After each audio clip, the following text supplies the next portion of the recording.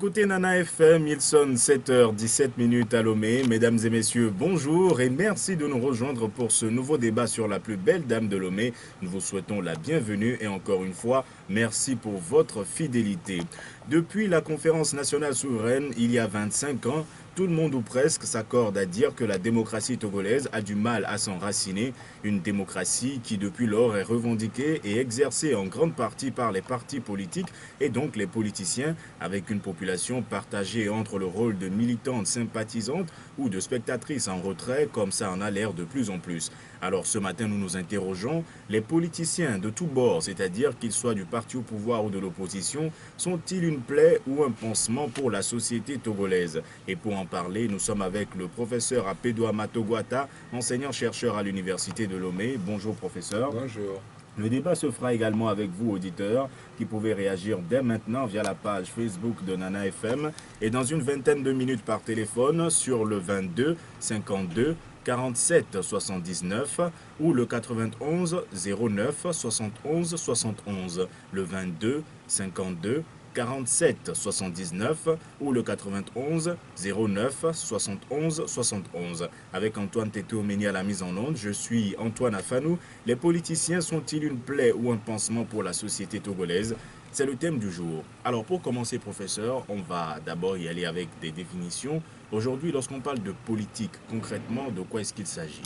La politique, c'est la gestion du bien commun, la gestion de la société par quelques individus qui se sont imposés, soit par la force, ou bien soit parce qu'ils ont été choisis. Et c'est cette modalité qui définit le type de régime politique. Ceux qui viennent par la force, comme au Togo, on est en dictature. Ceux qui sont ça reste élus, discutable oh bon, ça c'est mon selon les opinion. acteurs, Non, absolument. ça c'est mon opinion. Donc ça dépend de du type de régime. Bon, au-delà de cela, l'homme politique, c'est quelqu'un en principe. En Afrique, nous ne le savons pas malheureusement. C'est-à-dire que l'homme politique ne se conçoit pas comme un éducateur. C'est d'abord et avant tout un éducateur. C'est le pater familias des latins, c'est-à-dire le père de famille, celui qui doit donner l'exemple, qui est un modèle pour les autres. Et c'est en fonction de cette exemplarité qu'il incarne qu'il peut solliciter le public, la population, pour lui demander de faire ci, de faire ça, etc., etc., et qu'il soit suivi. Mais malheureusement, ce n'est pas le cas parce que on assiste beaucoup en Afrique à des méthodes de voyous plutôt qu'à des méthodes pédagogiques. Donc d'abord et avant tout, un politicien, c'est un éclaireur, c'est un leader, c'est lui qui mène la troupe. Absolument, puisqu'il est en avant, il fait là, sa pub auprès des gens.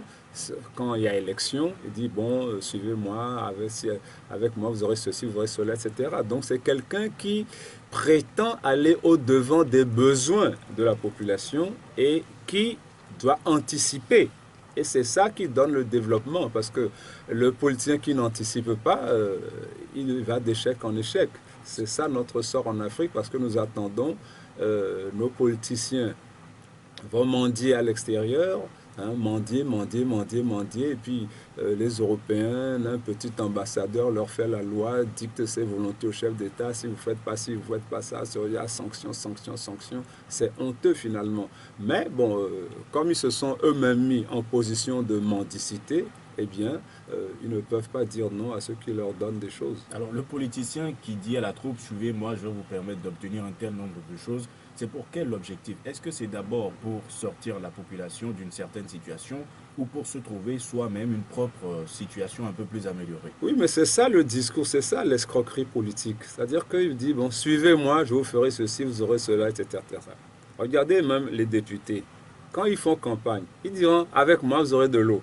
Vous aurez des puits, vous aurez la canalisation, vous aurez ceci, des écoles, etc. Des routes. Oui, des routes. Bon, c'est des menteurs. Comment un député peut promettre une route? Il n'est pas dans l'exécutif. Donc voilà, il faut que la population, il faut en sorte que la population soit ignorante des réalités de la politique. Parce qu'un député ne construit pas de route, il ne construit pas de puits. Donc, par rapport à cela, je veux dire, leur discours est toujours un discours mensonger. Parce que s'il dit notre politique, notre régime va faire ci, en fonction d'un plan, il faudrait qu'il montre un plan de développement de la société. Il dit, bon, cette année, je développe ici, l'autre année, ce sera là-bas, etc., etc., etc., à tour de rôle. Les populations comprendront. Mais on ne leur propose aucun plan, aucun projet de développement. Et d'ailleurs, les campagnes électorales se font sans projet de développement. Hein. On dit suivez ceci, le bleu, le rouge, le vert ou tel oiseau, et puis c'est tout, hein, ou tel animal. Mais ça ne va pas plus loin malheureusement, parce que personne n'est en mesure de parler du projet de société de tel parti politique. Mhm.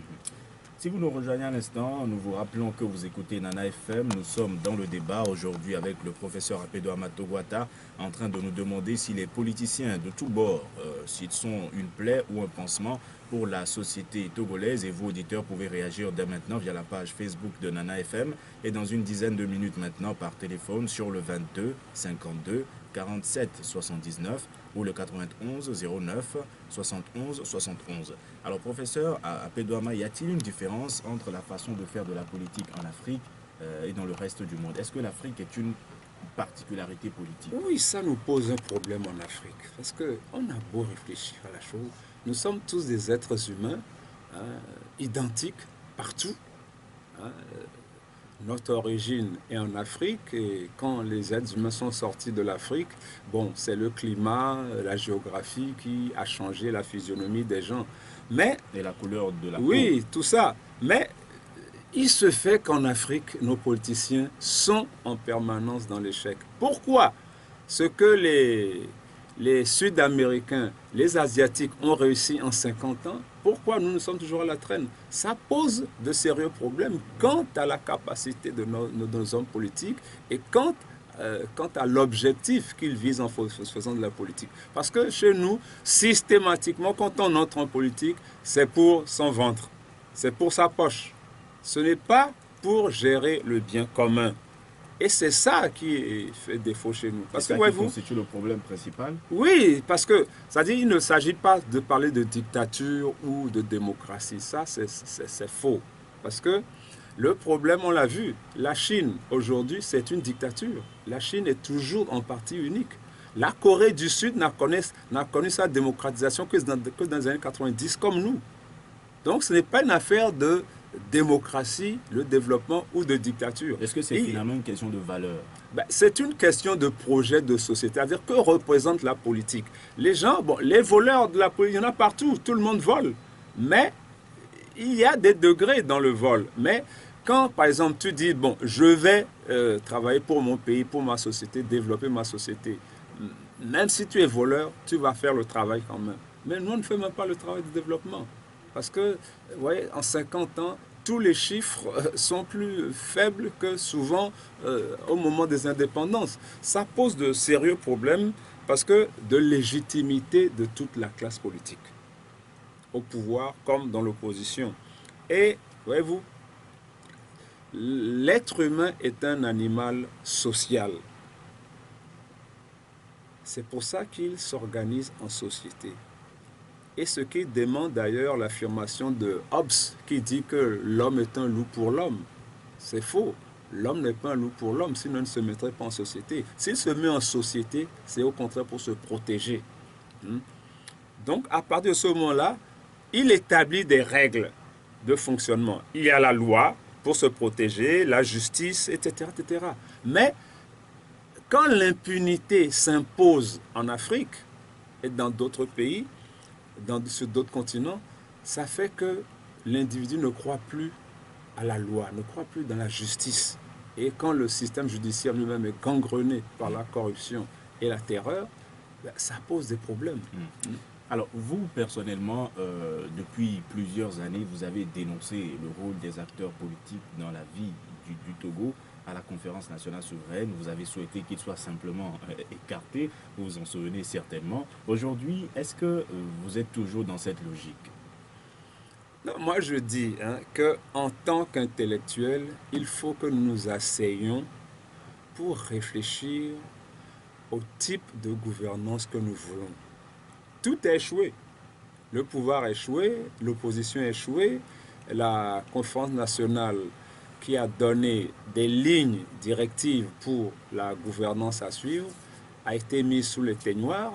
Donc, par rapport à tout cela, il faut qu'on remette la balle à terre, et puisque nous allons dans un mur. Ceux qui ont refusé la conférence nationale, qui ont voulu perpétuer le régime dictatorial, eh bien, ils n'arrivent pas à développer le pays. C'est des révoltes, des manifestations partout, etc. La misère s'accroît. Donc, par rapport à tout cela, que voulons-nous faire? Comment allons-nous le faire? Parce que je l'ai dit tout à l'heure, l'échec de l'Afrique par rapport aux autres continents nous interpelle.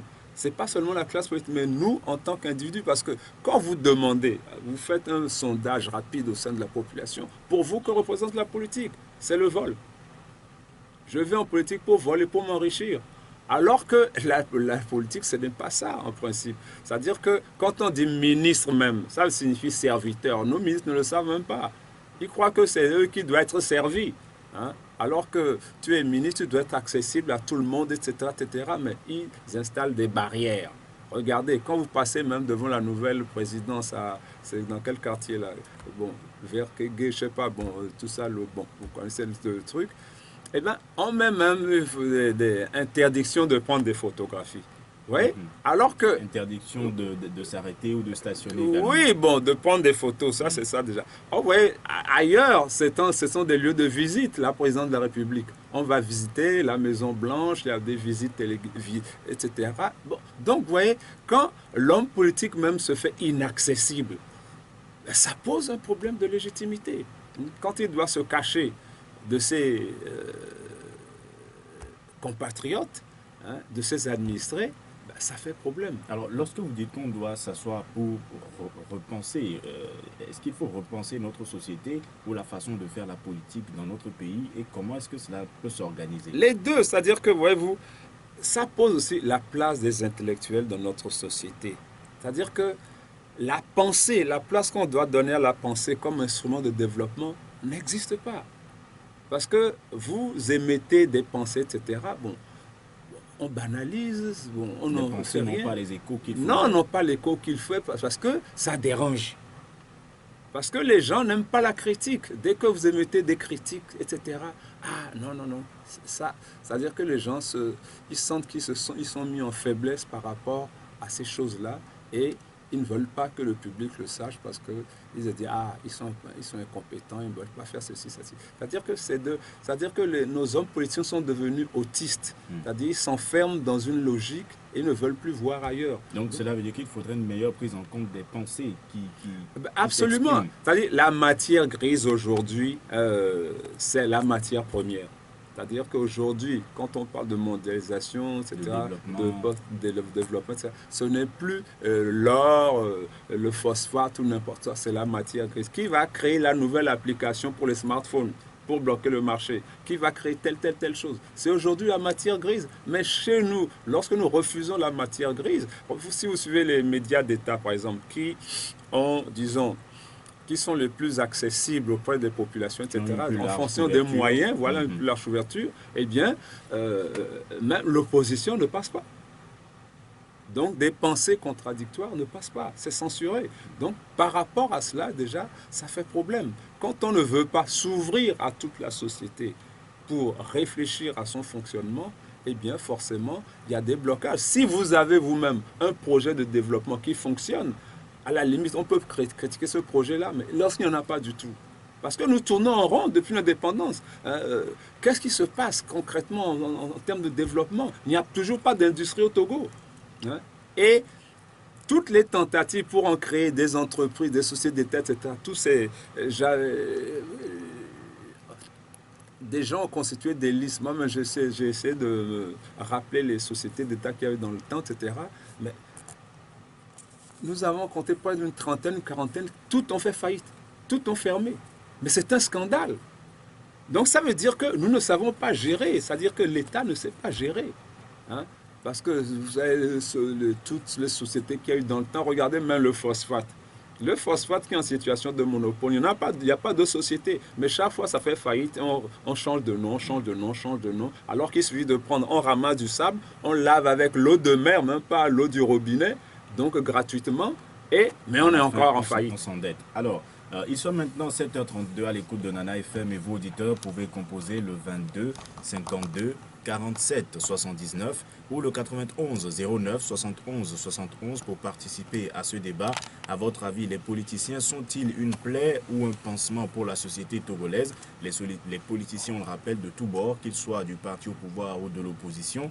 Vos réactions sont également attendues sur la page Facebook de Nana FM, le 22 52 47 79 ou le 91 09 71 71. Sur la page Facebook de Nana FM, Achille Amétépé dit que la politique et ceux qui la pratiquent, c'est-à-dire les politiciens, sont censés être ceux qui organisent la société pour son développement et son plein épanouissement. Mais dans le contexte togolais, c'est tout le contraire. Ils sont une plaie, il ajoute, puante pour notre société. Didier Bézi, lui, estime que les politiciens sont similaires au virus d'hépatite pour la population. Ils nous tuent à petits coups. Nous allons prendre un premier auditeur en ligne. Allô?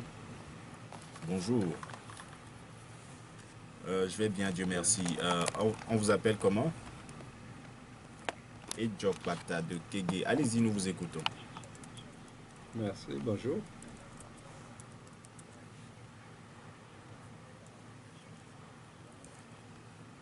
Pour le oui.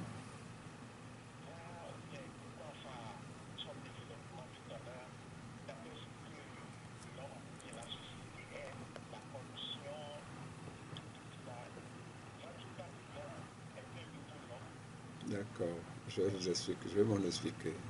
Merci. Alors, monsieur Jokpata, vous êtes là? Je crois qu'il est parti. Alors, allez-y. Non, bon, quand je dis l'homme, quand Hobbes dit l'homme est un loup pour l'homme, c'est-à-dire que l'idéal, c'est que l'homme veut se protéger de la prédation en se mettant en société. Mais justement, si des gens continuent à faire de la prédation, c'est qu'ils sont hors la loi par rapport à la société. Quand on vous tue parce que vous réclamez des droits, on vous tue parce que vous réclamez la justice, on vous gaze, on vous matraque, ça veut dire que ceux qui font cela sont dans l'illégitimité par rapport à ce que veut la société. La société est là pour le développement des individus, pour le développement de tout l'ensemble humain.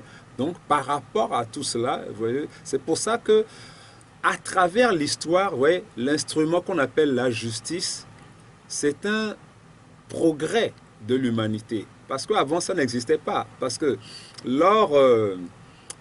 au moment de la préhistoire, ce qui prévalait, c'était l'honneur et la vengeance. On insulte ton clan, eh bien, tu dois venger ton clan, tuer ton adversaire à tout prix.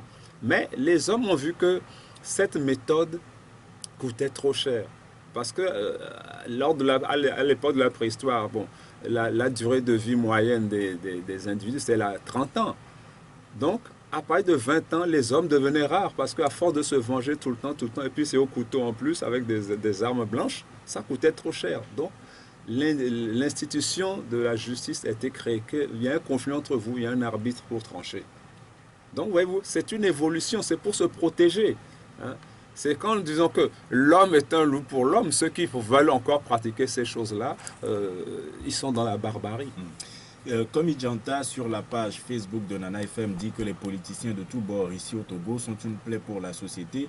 Sinon, comment comprendre le fait que depuis, les enseignants ont commencé par observer des mouvements de grève, le gouvernement n'a pas réagi. Du côté de l'opposition, c'est le silence radio.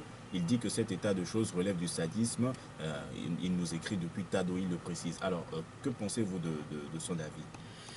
Oui, ben, il a raison, parce que quand on voit la classe politique, au pouvoir et opposition, ils se fichent complètement du sort de la population. C'est le sentiment que l'on a de plus en plus, c'est-à-dire que ce qui préoccupe la population ne préoccupe pas les Voilà, il n'y a que leur vente qui les intéresse, parce que le frère a bien dit la chose tout à l'heure. Vous vous souvenez, bon, ils se sont augmentés à l'Assemblée nationale, ont doublé leur salaire. Alors que jamais on a voulu doubler le salaire, même augmenter les fonctionnaires, augmenter les travailleurs, c'est des coups de matraque, des gaz, il y en a eu qui ont tenu à préciser tout le temps, qu'ils n'ont pas été à l'initiative de cette augmentation de salaire, que ça venait plutôt du gouvernement. Mais ils auraient pu protester. Si vous voulez nous augmenter les fonctionnaires, ils n'ont pas protesté. Ouais, les opposants, les soi-disant qui sont là-bas, ben, ils ont accueilli ça avec un large sourire de satisfaction. Vive le ventre. Le 22 52 47 79 ou le 91 09 71 71. À votre avis, les politiciens sont-ils une plaie ou un pansement pour la société togolaise? Le 22 52 47 79 ou le 91 09 71 71. Vous pourrez également réagir sur la page Facebook de Nana FM où Samson écrit que les politiciens togolais sont un problème pour ce pays. Alors, on imagine que vous partagez un peu cet avis. Comment le résoudre alors ce problème? Oui, bon, je l'ai dit à propos de la classe politique, c'est-à-dire que qu'est-ce qu'on va faire en politique? C'est-à-dire qu'il faut changer de mentalité. Si c'est pour s'enrichir... Déjà, il faudrait commencer par s'entendre, puisque entre eux, ce n'est pas... oui, bon, le consensus, bon, c'est ça en général, c'est-à-dire le consensus sur le système politique. C'est-à-dire, si c'est la démocratie, on va en démocratie, il y a des élections libres et patati patata, hein, donc pas les fraudes.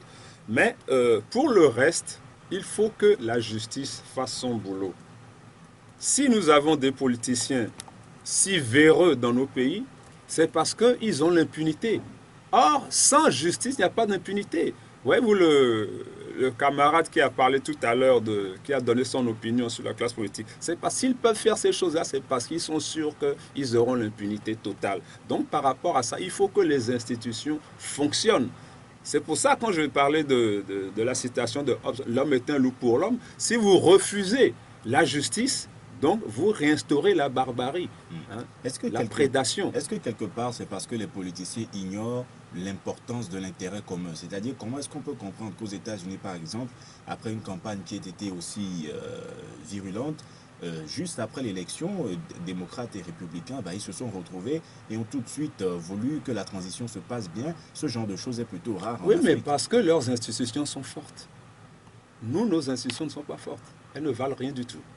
Regardez, vous prenez la CENI, vous prenez la Cour suprême, la Cour constitutionnelle, comme le Conseil, la Cour constitutionnelle, vous prenez la justice, tout ça, nos justices. Non, tout ça ne vaut rien du tout. Donc, par rapport à cela, il faut des institutions fortes. Parce que toutes les conneries racontées par Trump, hein, xénophobie, son racisme, ça sottise. C'est un homme, il est sot. Hein? Et bien, qui s'est plus ou moins un peu assagi après son élection. Oui, il ne pourra pas faire toutes ces conneries parce que l'institution va l'arrêter. Nous allons prendre un autre auditeur en ligne. Allô? Il ira en justice, il fait ça. Bonjour.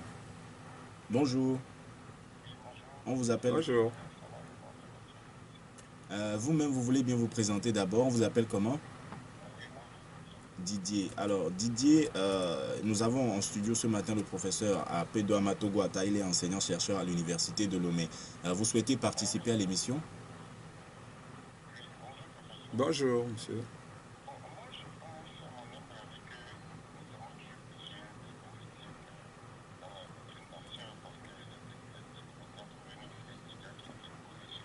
Absolument.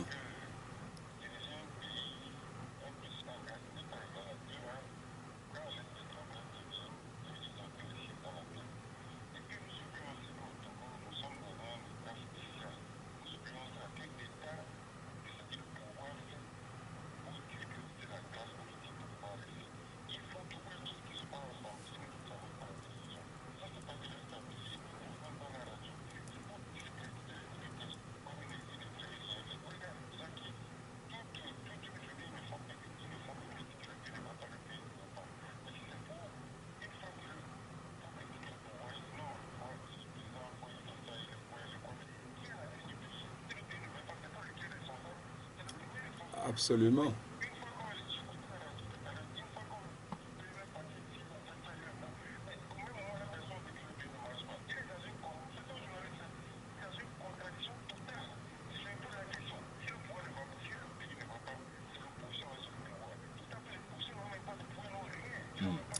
C'est le chef d'État qui doit démissionner le premier.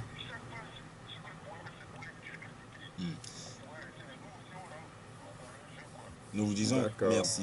Merci Didier d'avoir participé à ce débat, le 22 52 47 79. Il dit que le Togo est un pays particulier. Oui, son analyse est bonne, mais voyez-vous, il y a parfois souvent de la mystification au niveau de de certains organes de presse.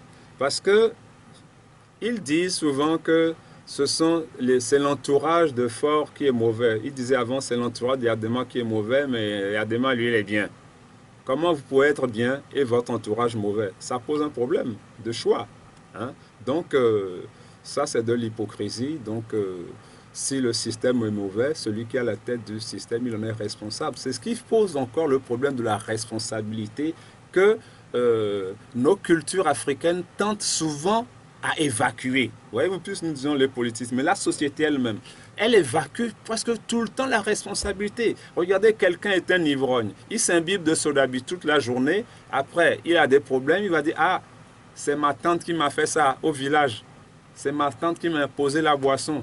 Et les mazélos. Et puis, c'est toujours comme ça. C'est-à-dire qu'on évacue toujours sa propre responsabilité. Tout le monde aime boire, mais il faut doser. Dans les faits, peut-être qu'il y a eu quelques exemples vrais de personnes qui se sont attaquées à d'autres. Oh, c'est-à-dire que c'est systématique. C'est-à-dire chez nous, c'est systématique. C'est-à-dire on évacue toujours sa responsabilité. Tu fais quelque chose, assume la responsabilité. Voici ce que j'ai fait et maintenant, tu en subis les conséquences. Alors, vous disiez avant que le pays était dans un blocage, c'est-à-dire qu'on tournait en rond depuis un certain temps. À votre avis, ce blocage arrange qui? Ben, ça arrange ceux qui sont au pouvoir, parce qu'ils continuent à bouffer. Certains disent que certains de l'opposition en profitent également. Ben, bien sûr, parce que quand tu as sur ta carte de visite chef de l'opposition, etc., ben, il y en a qui font leur business aussi avec. Donc, ce n'est pas perdu pour tout le monde. Donc, à partir de cela, je crois qu'il faut, comme je l'ai dit, qu'on s'asseye pour réfléchir aux choses, parce que il ne suffit pas de renverser un régime. Parce que si la mentalité est la même, on va répéter encore les mêmes choses. C'est-à-dire, regardez au Bénin, ils sont passés aux élections démocratiques. Bon, c'est pas ça forcément la démocratie, mais la gouvernance fondamentalement n'est pas différente de ce qu'on voit dans les pays qui ont encore la dictature. Donc, à partir de cela, c'est-à-dire que la conception de la politique, il faut qu'elle change cette conception-là. Et dans notre société également, comment on suit les hommes politiques, pourquoi on suit. C'est-à-dire que, vous voyez, les militants, ils n'ont aucun regard critique, ils ne formulent aucune critique contre les dirigeants de leur parti. C'est-à-dire que tout ce que disent leurs dirigeants, eh bien, c'est parole d'évangile. Non, c'est-à-dire qu'il faut que les militants ils changent de mentalité pour dire à leurs dirigeants dans leur parti politique, non, ce que vous faites là, on n'est pas d'accord, etc. Peut-être parce que la constitution des partis même à la base est faussée. C'est le président justement qui investit ses propres fonds dans le fonctionnement du parti et vous les membres, tant que vous ne cotisez pas, vous n'avez probablement pas de parole. Oui, il y a beaucoup ça aussi. Bon, il y a les partis où il y a, disons comme ça, le président est un président propriétaire. Mais ceux qui ont eu plus large envergure, ce n'est pas le cas. Mais le fait est que ça aboutit à la même chose parce que le président est sacré. On n'y touche pas. Et souvent, même, il n'y a pas de démocratie au sein de ces partis-là. Hein. On ne fait pas les élections en temps et jus, il n'y a pas d'alternance, on ne veut pas, donc c'est compliqué. Hein. Bernabé Seloufio sur la page Facebook de Nana FM dit que la classe politique togolaise a fait de son mieux, place maintenant la relève générationnelle pour poursuivre la lutte. Qu'est-ce que vous il a tout à fait raison. Moi, je dis ça depuis longtemps. Il faut que les anciens s'en aillent. Ils sont tous vieux. Hein, en 30 ans, on vieillit. Donc, mais comme ils n'ont plus rien à proposer, bon, il faut qu'ils dégagent. Et puis, il faut susciter un nouveau leadership et même de nouveaux partis, parce que tous les partis, les anciens sont gangrenés, sont discrédités, ils implosent eux-mêmes. Vous voyez, l'UFC qui donne l'ANC, le CAR qui vient d'imploser encore, etc. Donc je crois qu'il faut changer de chevaux.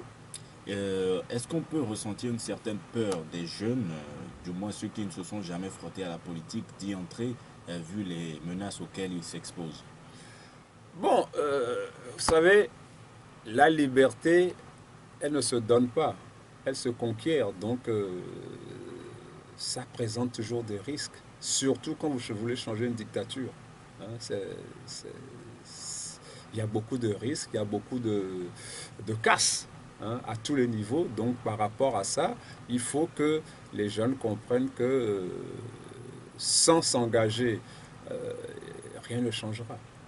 Est-ce que les politiciens, finalement, ils restent des hommes comme le commun des mortels, parce qu'à un certain degré, ils ont une image de salvatrice, c'est-à-dire ce n'est que d'eux que viendra le secours, parlant du cas précis d'un pays.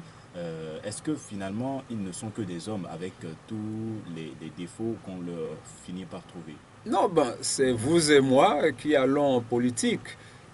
Bon, mais le problème, c'est que nous refusons les hommes providentiels. C'est-à-dire, on en a assez eu avec les partis uniques où les chefs d'État se posaient en homme providentiel, etc. On a vu ce que ça a donné, échec total. Mais quand la population impulse elle-même le mouvement, c'est beaucoup plus salutaire parce que elle devient consciente qu'elle peut changer les choses par sa mobilisation. Hein, et non plus, il ne s'agit plus d'attendre qu'un Messie vienne nous sauver. Hein. Le 22 52 47 79 ou le 91 09 71 71, nous allons prendre un auditeur en ligne. Allô? Bonjour. Bonjour madame Bonjour. ici, comment allez-vous? Alors, à votre avis, ça va aller. Le simple fait déjà de participer à cette émission, on considère que c'est un remède pour vous. Alors, à votre avis, les politiciens sont-ils une plaie ou un pansement pour ce pays?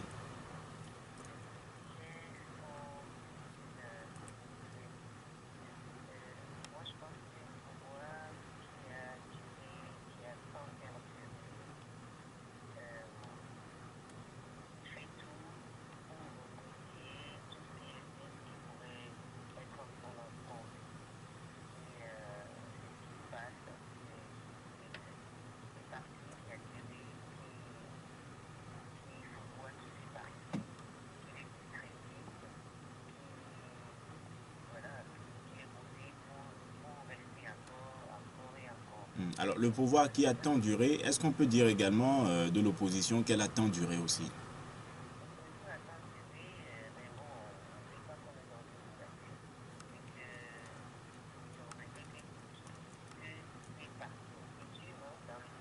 Hmm.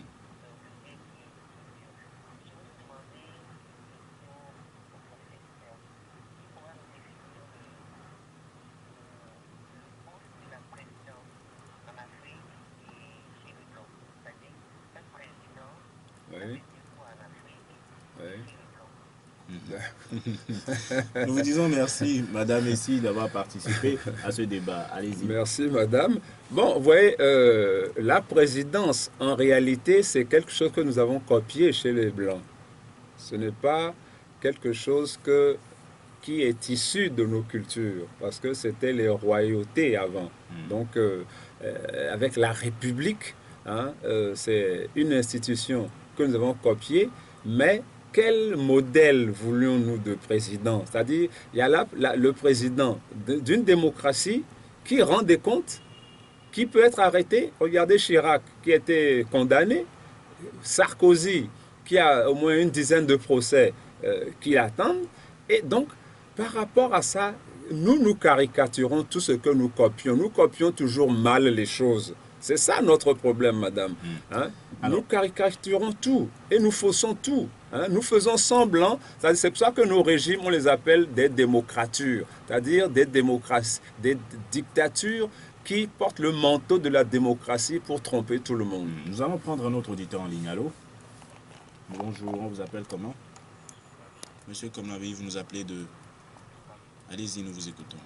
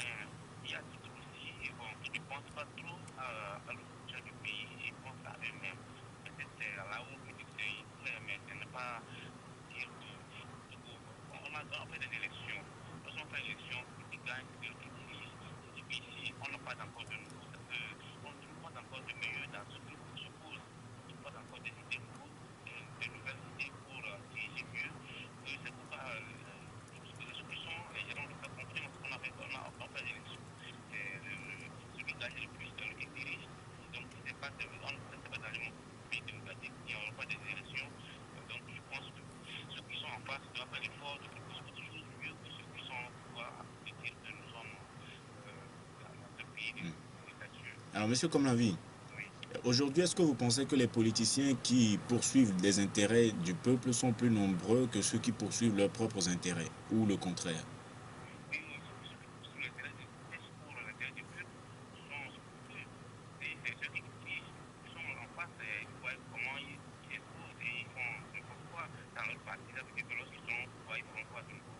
Donc, à votre avis,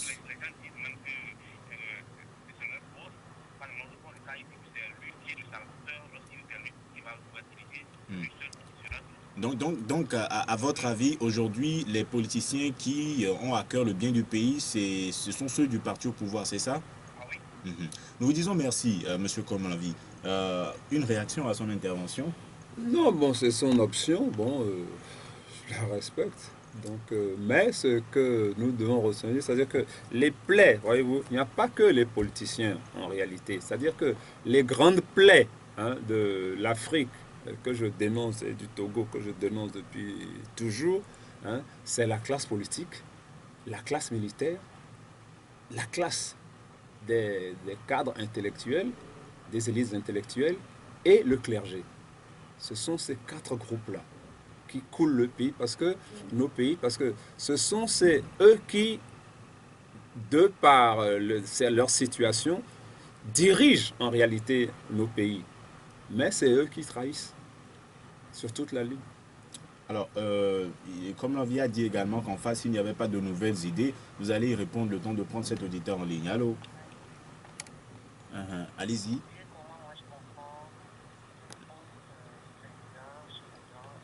Très rapidement.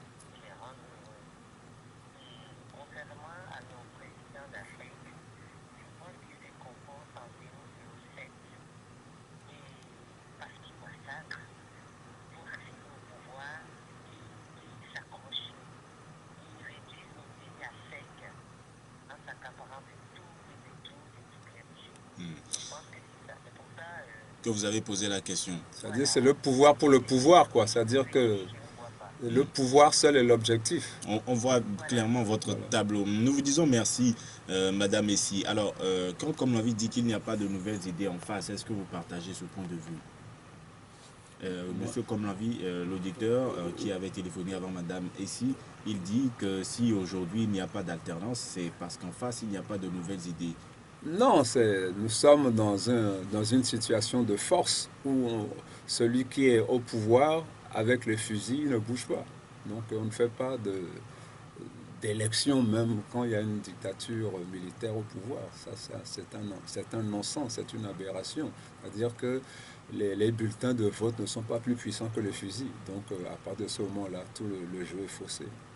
Alors, nous approchons de la fin de cette émission. Aujourd'hui, est-ce que la population également a un rôle à jouer pour que la façon de faire de la politique dans notre pays change?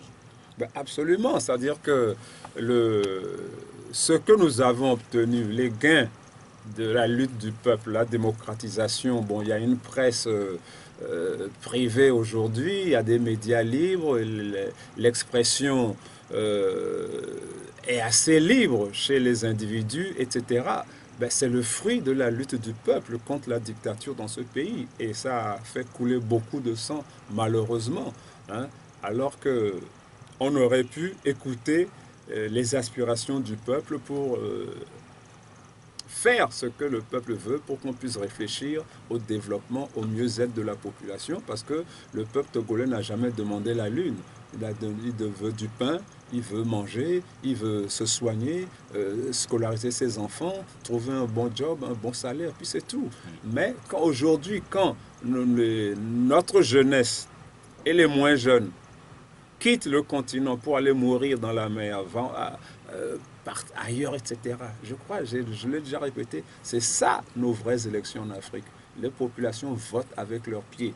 Hein, et malheureusement, elles vont mourir, etc. Donc, ça veut dire que nos dirigeants sont incapables de satisfaire les populations au niveau du travail, au niveau du développement. C'est ça le grand échec.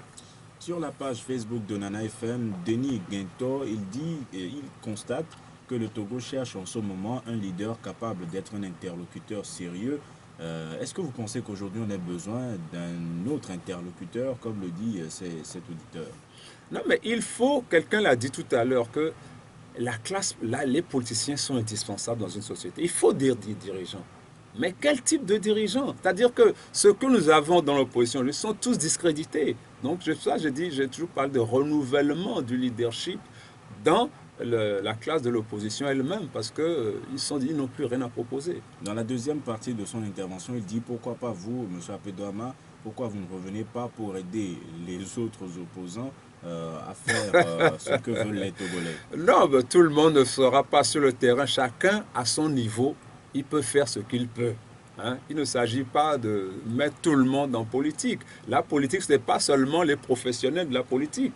L'intellectuel fait de la politique, il s'exprime sur la société. Les jeunes qui s'organisent à leur niveau.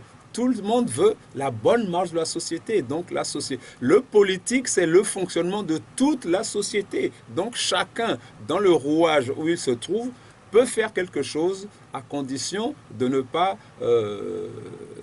se croiser les bras et dire bon, ça ne me regarde pas.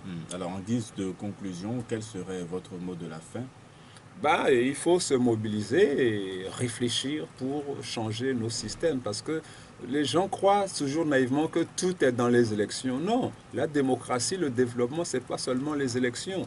Hein, c'est tout un processus, mais comme notre classe politique est incapable d'élaborer un projet de développement, un projet de libération de nos peuples, il faut qu'on s'asseye ensemble dans une sorte de conférence nationale pour revoir les choses, discuter, pour que la pensée puisse avoir la place qu'elle mérite dans nos pays au lieu de l'obscurantisme.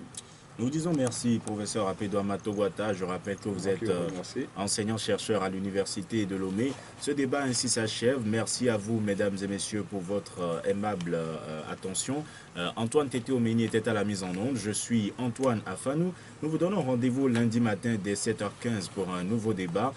Nous vous souhaitons une excellente suite de nos programmes.